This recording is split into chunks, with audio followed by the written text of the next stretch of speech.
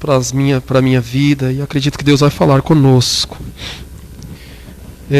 Livro de Samuel, 2 Samuel. 2 Samuel, não é segunda, né? Né, missionário Isaías? 2 Samuel, não segunda. Capítulo de número 19, verso 31. Para que nós possamos meditar aqui rapidamente na palavra do Senhor. Que diz assim: Barzilai, o gileadita, desceu de Rogelim e passou com o rei o Jordão para acompanhar a outra banda do Jordão. E era Barzilai muito velho de idade, de 80 anos, e ele tinha sustentado o rei quando tinha a sua morada em Manaim, porque era homem muito grande. E disse o rei a Barzilai: passa tu comigo e sustentarei-te em Jerusalém. Porém, Barzilai disse ao rei: quantos serão os dias dos anos de minha vida para que suba com o rei a Jerusalém? Da idade de 80 anos sou eu hoje. Poderei eu discernir entre o bom e o mal? Poderei o teu servo ter gosto no que comer ou beber? Poderei eu ouvir a voz dos cantores e cantoras? E por que será o teu servo ainda pesado ao rei meu senhor? Com o rei passarei teu servo ainda um pouco, mas além do Jordão. E por que me recompensará o rei com tal recompensa? Deixa voltar o teu servo, e morrerei na minha cidade, junto ao sepulcro de meu pai e de minha mãe. Mas eis aí está o teu servo que passe com o rei, o meu senhor, e faz-lhe o que bem parecer aos teus olhos. Amém, queridos? Amados, quando você para um pouco para estudar esse contexto, você entende que Davi ele passou por um período muito difícil de sua vida familiar. Existiu uma crise dentro da família de Davi. Um dos filhos de Davi se aproveitou de uma de suas meia-irmã, e o filho de Davi, Absalão, ele se enfureceu porque Tamar ela tinha sido aproveitada, e isso gerou um homicídio dentro da família de Davi. Absalão, para se vingar de sua irmã, ele vai tirar a vida do seu meio-irmão, e passou um período de tempo fora da presença do rei, e depois de algum tempo, um período de tempo, ele retorna para Jerusalém, passa um tempo sem falar com seu pai, até que o seu pai permite que ele volte a conversar com ele. Só que o coração de Absalão, ele tinha sido minado. É preciso que nós guardemos o nosso coração para que ele não venha a ser minado. Algumas situações fazem com que o nosso coração seja minado, e o perigo de você ter o coração minado é você trazer uma tristeza, trazer angústia, trazer mágoa para dentro do teu coração, e você fazer algumas coisas que, na verdade, não lhe era necessário fazer. O contexto da história diz que Absalão, ele projeta tomar o reino do seu pai. E para isso ele precisa ganhar a atenção do povo. A Bíblia diz que ele, então, se apresenta na cidade com carros e cavalos para chamar a atenção desse povo, para ganhar a confiança desse povo. E o texto diz que ele para em um lugar estratégico, ele para na porta da cidade, e todo mundo que entra dentro da cidade para ir até o palácio, para ser atendido pelo rei, porque naquela época eles tinham costume de levar as suas causas para o rei julgar essas causas, para o rei lhe aconselhar. Absalão então abordava essas pessoas que estavam entrando na cidade. Ele está num lugar estratégico. A primeira estratégia de Absalão é chamar a atenção. Nós sabemos que essa é uma estratégia usada hoje muito nos nossos dias de hoje para o marketing. Algumas empresas elas usam esse tipo de estratégia para te convidar a trabalhar junto a ela.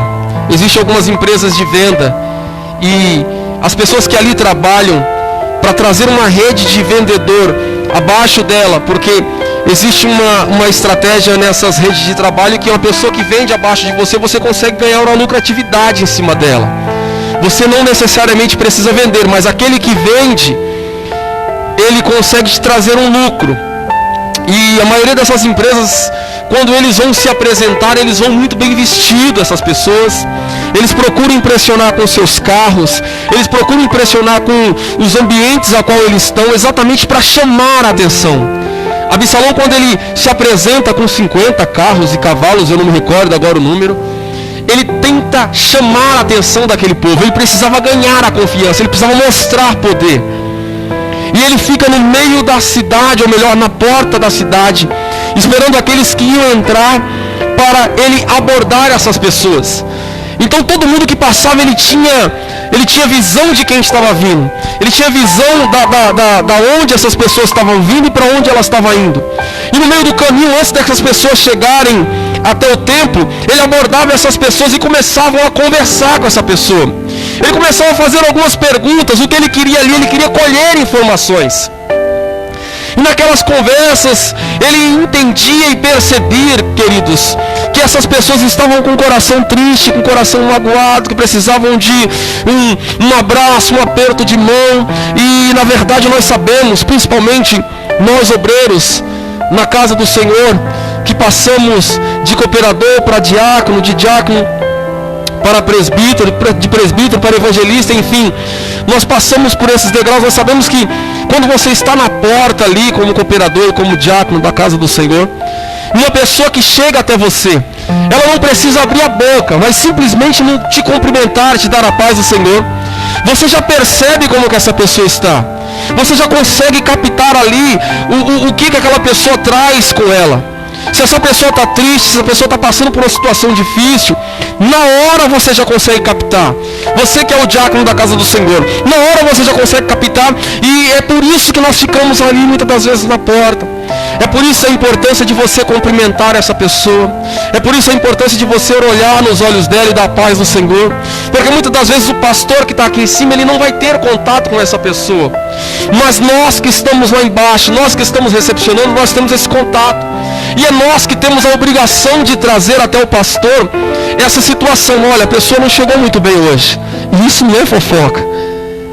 Porque você não está falando da vida da pessoa, mas você está falando, olha, essa pessoa chegou com a alma triste. Então Absalão, ele fica na porta da cidade exatamente para colher o que aquelas pessoas tinham e deixavam de ter. Para se aproveitar dessa situação, para quê? Para que ele pudesse entrar no coração dessas pessoas, minar o coração dessas pessoas, tirando delas a ida até o templo. A ida até o templo, não a ida até o palácio, porque elas iam se achegar a Deus. Mas quando ele abordava ela, ele dizia, o rei não vai te atender. E muitas das vezes o diabo está assim, no meio do caminho. A pessoa saiu de casa para vir para a igreja, mas no meio do caminho ele para essa pessoa. Ele lembra que ele esqueceu a máscara e volta para casa. E não volta mais para a igreja. Ele lembra que essa pessoa tem compromisso e não consegue chegar à casa de Deus. Então ele fica no meio do caminho, tentando parar essas pessoas.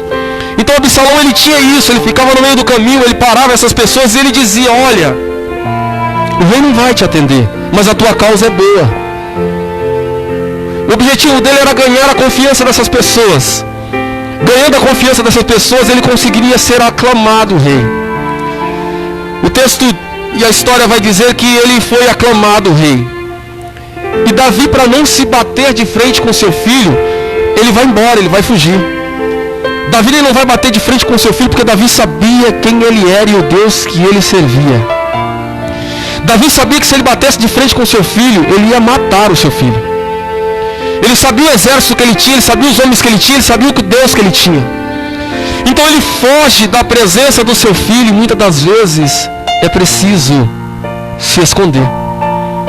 Muitas das vezes é preciso você ir para um lugar. Muitas das vezes é preciso você ter um tempo com Deus. E é interessante que Davi, ele vai fugir de Absalão e ele vai procurar um lugar deserto.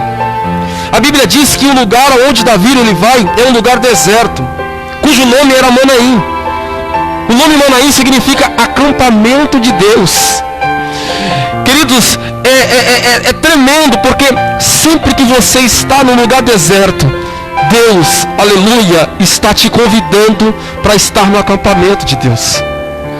Todas as vezes que nós estamos passando por algumas situações complicadas na nossa vida, que nós procuramos fugir, nós sempre nos deparamos em um deserto. Porque é um momento que você olha para o lado e não tem ninguém para te ajudar. É um momento que você olha para o lado e você não vê saída. É um momento que você olha para o lado e você não tem perspectiva de sair daquela situação. Só que o lugar a qual ele foi era conhecido, ou melhor, tinha o significado do acampamento dos anjos de Deus. Davi, sem perceber, ele vai para um lugar onde os anjos de Deus estão nesse lugar. Louvado seja o nome santo do Senhor. Há momentos na nossa vida que nós olhamos para as nossas limitações, nós olhamos para o nosso ser, nós olhamos para o nosso eu e achamos que não vai ter mais jeito. Achamos que não vai ter mais como continuar. Achamos que não vai ter mais como prosseguir. E é nesse momento que Barzilai, ele entra na história do Davi.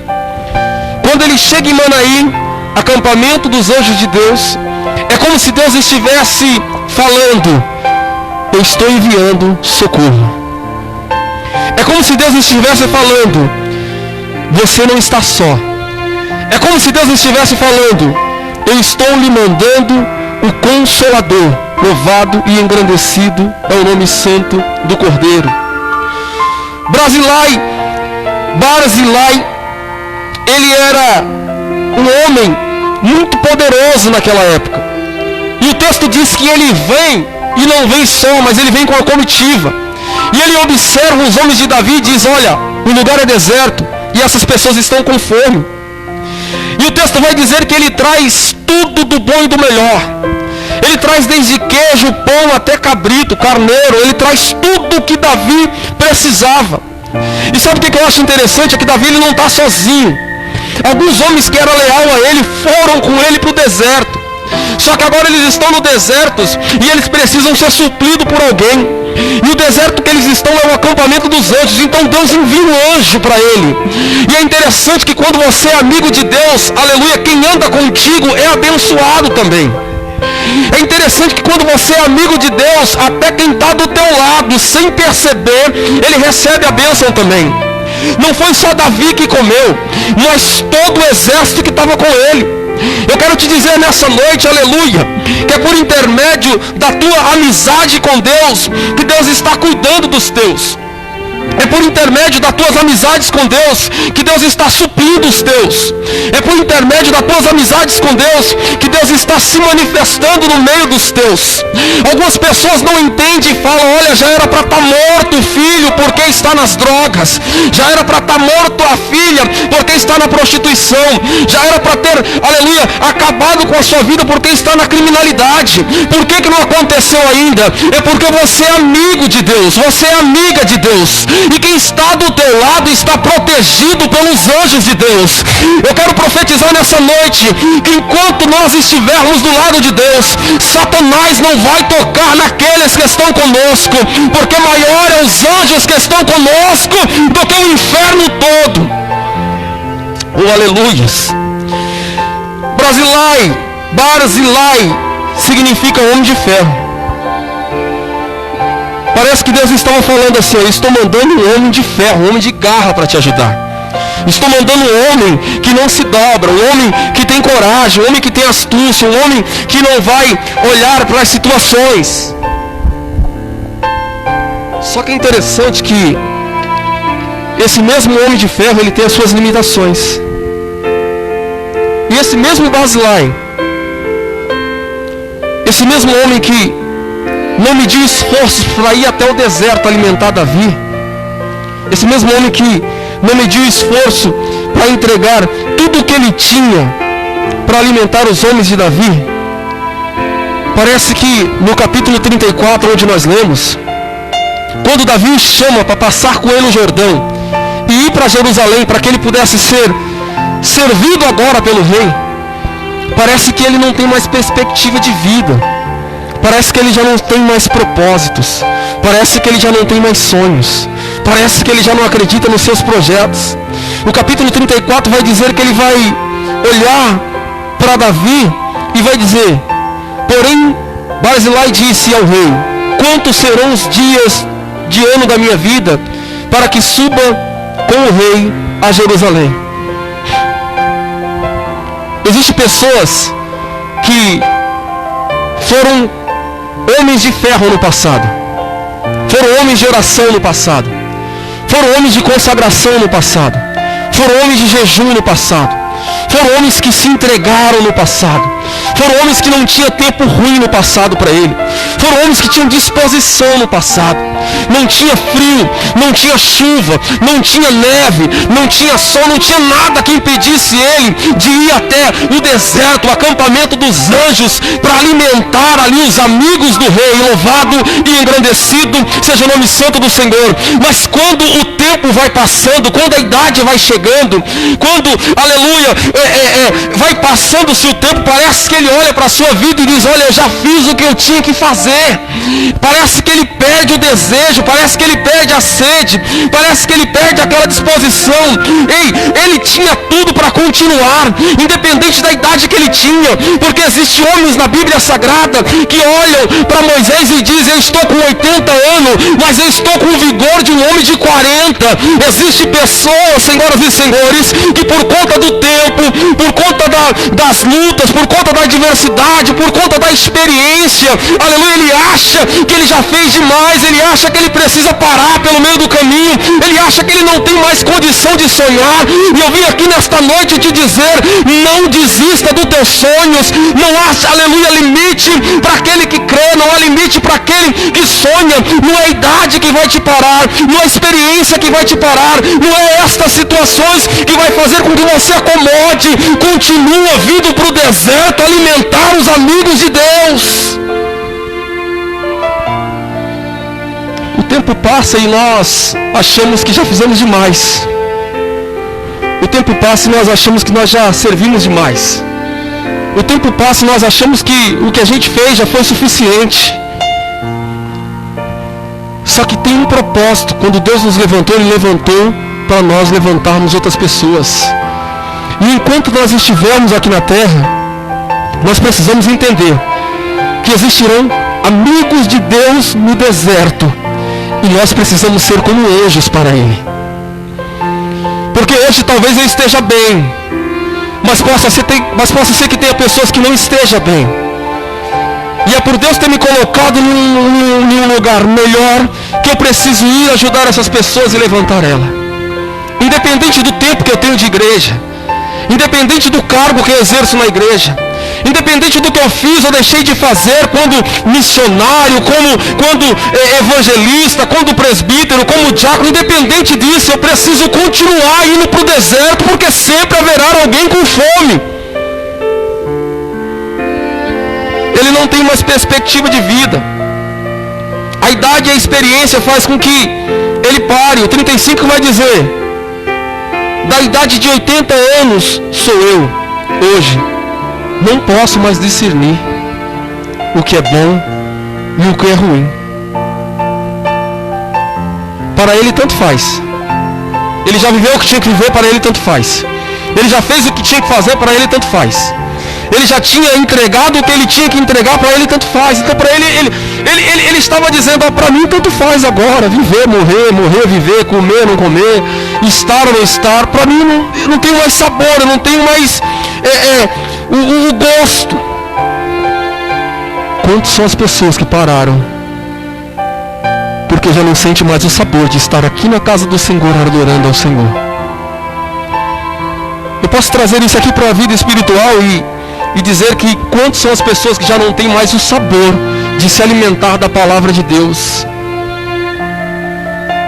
Hoje eu estava ouvindo uma programação na rádio, e o pastor dizia que existem pessoas que entram dentro da igreja, sentam no banco, o pastor prega, as pessoas louvam, adoram, contam os testemunhos, e quando ele sai na igreja, se alguém perguntar o que foi pregado, ele não sabe falar, porque a mente dele está cauterizada, parece que o ouvido está tampado, ele já não sente mais sabor, ele já não sente mais o desejo, ele já não sente mais o prazer de estar na casa do Senhor. Eu lembro quando eu comecei na minha caminhada cristã, a sede que eu tinha de vir para a casa do Senhor, a sede que eu tinha de escutar a palavra, o desejo que eu tinha de escutar aquele pastor pregar, e eu olhava para ele e dizia, um dia eu quero pregar como esse pastor, um dia eu quero ser como esse pastor.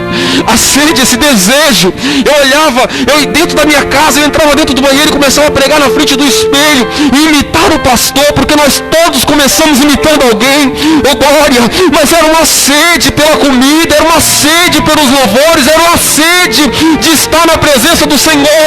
Mas o tempo vai passando, a idade vai chegando, o ministério vai avançando, e nós achamos, aleluia, que já fizemos demais e já não temos mais sede, já não temos mais fome.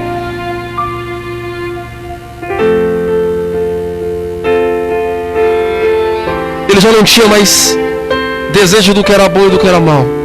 Ele já não tinha mais gosto pela comida. Ele disse aqui no 35, eu não tenho mais sabor do que comer e do que beber.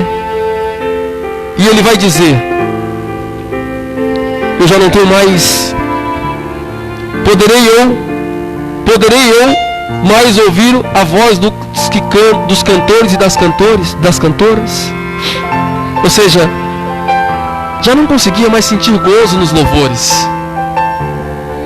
A Bíblia diz que nos últimos dias o amor de muitos se esfriaria. E a gente estamos vivendo um momento de frieza espiritual na igreja mundial. A pandemia, que era algo para nos aproximar de Deus, nos afastou dele. Porque mesmo não tendo lugares para ir, mesmo não tendo alguns compromissos, nós também não nos relacionamos com ele. Esses dias um líder da igreja da Assembleia de Deus do Madureira, o bispo, estava numa reunião com os obreiros. Um obreiro dele me disse, e ele disse, como pode vocês ter tanta igreja? Ele disse que o Edir Macedo disse para ele, como pode vocês ter tanta igreja e só abrirem 3 dias por semana em um só horário? O certo era a igreja estar aberta o dia inteiro, ter culto 3 vezes por semana. Mas para quê? Se um dia da semana as pessoas não conseguem vir para a casa do Senhor porque já perderam a fome, já perderam a sede, já perderam o desejo, já perderam a vontade de louvar, a vontade de adorar. Nós precisamos nos levantar, nós precisamos entender que o que nós fizemos ou deixamos de fazer ainda não é o suficiente. Enquanto nós estivermos na terra, nós somos chamados e fomos chamados para alimentar, para levantar, para segurar na mão, para ajudar aquele que está caído.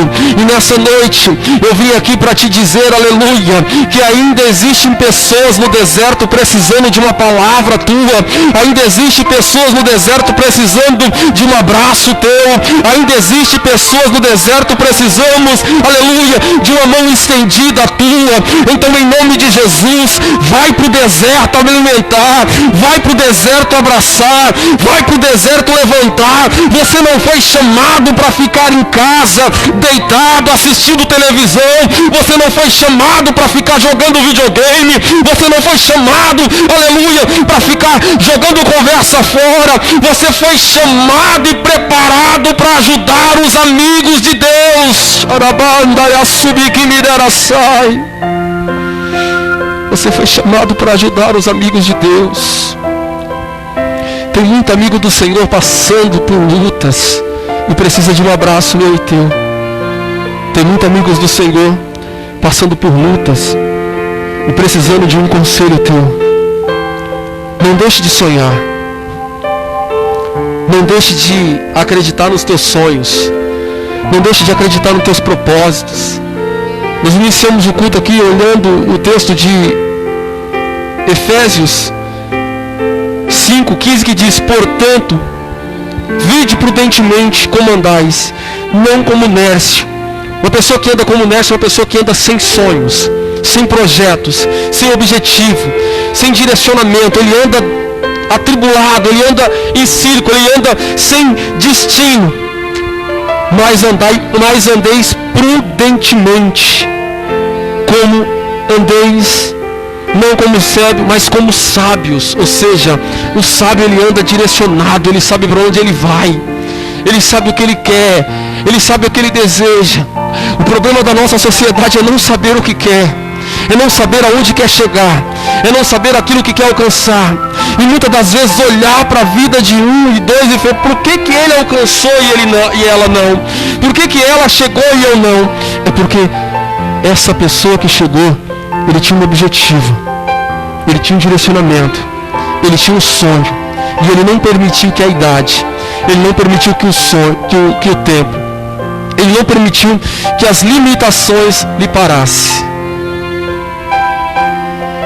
Hoje eu estava meditando um pouco no livro de Esther e o meu coração se alegrou muito, porque existem 3 fases na vida de Esther. E a primeira fase é: ela era uma órfã, então ela tinha tudo para não vingar. A segunda fase é: mesmo sendo órfã, ela vai participar de um processo seletivo para ser rainha. Ela podia olhar para a sua vida, pastor Davi, e dizer assim: ó, eu não tenho condição de participar desse processo, eu não tenho condição de estar aí no meio delas. Ela podia olhar para a sua vida e dizer assim: ó, eu sou incapaz. Mas ela não minimiza o seu poder, ela não minimiza os seus sonhos, ela não entra com mimimi dizendo: eu não vou conseguir. Ela simplesmente entra lá e fala: eu posso tudo aquilo que eu quiser no nome de Jesus. E a terceira fase é quando ela chega no topo, que ela está como rainha, que Deus o levantou. Ela precisa agora levantar outras pessoas. Então ela faz um jejum em prol do seu povo, para salvar o seu povo. Existem 3 fases nas nossas vidas. Quando nós éramos órfãos, que estávamos perdidos aí no mundo, fomos encontrados por Jesus.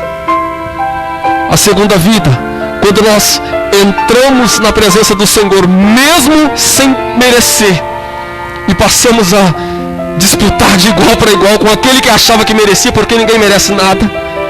E a terceira, depois que Ele te levanta, Ele te capacita, Ele te prospera, e Ele diz: agora desce para o deserto e vai alimentar os meus amigos. Que nós possamos se levantar no meio desse deserto para alimentar os amigos do Senhor, em nome de Jesus.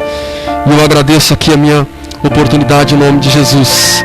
Vamos orar e vamos agradecer a Deus por essa sexta-feira, porque eu creio que o Senhor, Ele vai levantar alguns homens de ferro, algumas mulheres de ferro, porque a obra está necessitada de homens e mulheres de ferro para fazer aí aquilo que nós fomos chamados para fazer, que era alimentar os amigos de Deus. Santo Deus e Pai, nós te louvamos, glorificamos e te exaltamos, Senhor. Não permita, Senhor, que o tempo, não permita que a idade, não permita que as experiências, Senhor, pare as nossas vidas. mas que nós possamos, Senhor, entrar a cada dia nesse lugar com mais sede de Ti. Que nós possamos a cada dia entrar nesse lugar com mais desejo da Tua presença. Que nós possamos entrar a cada dia nesse lugar, Senhor, com mais disponibilidade, com mais disposição para fazer a Tua vontade. Senhor, o que tem acontecido é que nós temos deixado as experiências e o tempo, aleluia, achar que nós já fizemos demais e nós temos parado pelo meio do caminho. Senhor, nós não fomos chamados para ser parados, Senhor. Nós fomos chamados para se movimentar e movimentar pessoas que talvez estejam com a vida paralisada, Pai Santo. Senhor, eu quero orar por essa pessoa, Pai, que não tem mais sonho, não tem mais objetivo, não tem mais perspectiva de vida, Senhor. Essa pessoa que acha, Senhor, que ela não vai mais conseguir por conta da sua idade, que ela não vai mais conseguir por conta do tempo que se passou. Senhor, esta pessoa, ela não conhece o Deus que ela serve, ela não conhece o Deus de Abraão, Isaac e Jacó, ela não conhece o Deus de Israel.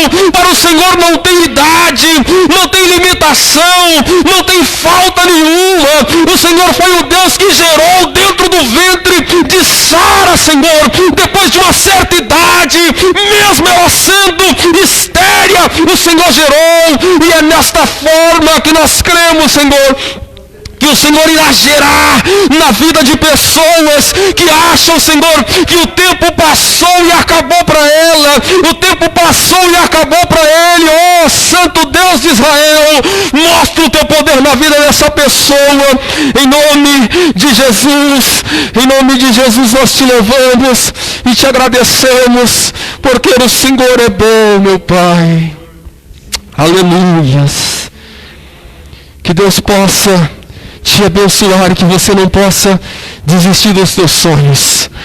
Independente da tua idade, independente do período, Deus ainda é um Deus de sonhos, que realiza sonhos na vida dos deles. Estenda as mãos. Domingo, hoje nós estamos que dia? Sexta-feira, minha cabeça está. Domingo às 18 horas, nós temos aqui o culto dos jovens. Venha você jovem, venha você senhor, venha você ancião, venha você que está na sua casa para adorar juntamente conosco. Eu tenho certeza que Deus, Ele estará aqui presente. Na segunda-feira nós temos a escola de teologia, Querigma, é Querigma? Na terça-feira nós temos, é na terça, pastor? Nós estamos decidindo se vai ser na terça ou na quinta-feira a programação de rádio. Na quarta-feira nós temos a Escola Bíblica Dominical e na sexta-feira nós temos um encontro marcado aqui com vocês novamente para adorar e glorificar a Deus. Com as mãos para cá, que o amor de Deus, a graça do nosso Senhor Jesus e a doce consolação do Espírito Santo seja com todos e todos dizem amém. A paz do Senhor Jesus está terminada.